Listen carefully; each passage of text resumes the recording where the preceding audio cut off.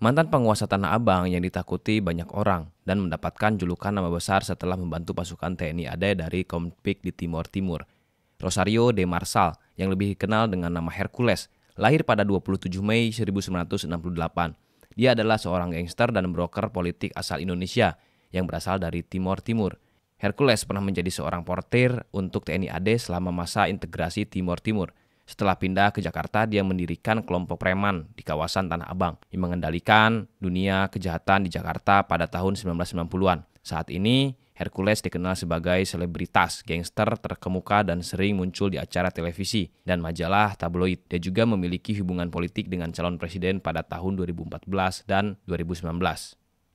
Masa kecil dan remaja Hercules penuh dengan tantangan. Pada usia 12 tahun, dia kehilangan salah satu tangannya dalam serangan di Ainaro pada tahun 1978 yang juga menyebabkan kematian orang tuanya.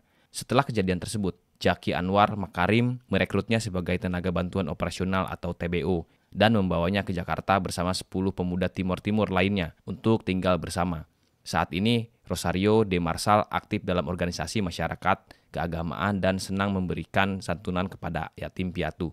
Hercules dikenal sebagai sosok yang ditakuti di dunia gangster di Indonesia. Selain reputasinya sebagai gangster, ia juga dikenal sebagai broker politik. Dia pernah menjadi portir untuk TNI AD selama masa integrasi Timor Timur. Dan karena dedikasinya yang sangat besar, ia diberi julukan Hercules yang melekat pada dirinya hingga sampai sekarang ini.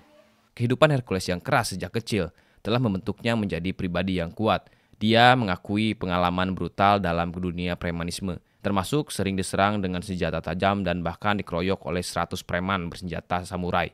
Hercules juga mengalami luka serius pada salah satu matanya akibat tembakan dari jarak dekat. Selama karirnya sebagai preman, ia dipenjara setidaknya 3 kali oleh Polda Metro Jaya dan lembaga penegak hukum lainnya. Setelah menjalani karir premanisme yang panjang, Hercules menyatakan niat untuk bertaubat dan memeluk agama Islam. Saat ini pada usia 55 tahun, ia menjabat sebagai tenaga ahli PD Pasar Jaya. Namun keterlibatannya dalam kasus dugaan suap yang menjerat Sekretaris Mahkamah Agung Hasbi Hasan menciptakan kontroversi baru. Hercules dipanggil sebagai saksi terkait kiriman uang sebesar 3 miliar dari pengusaha Dadan Tri Yudianto yang dicurigai sebagai upaya suap kepada Hasbi Hasan.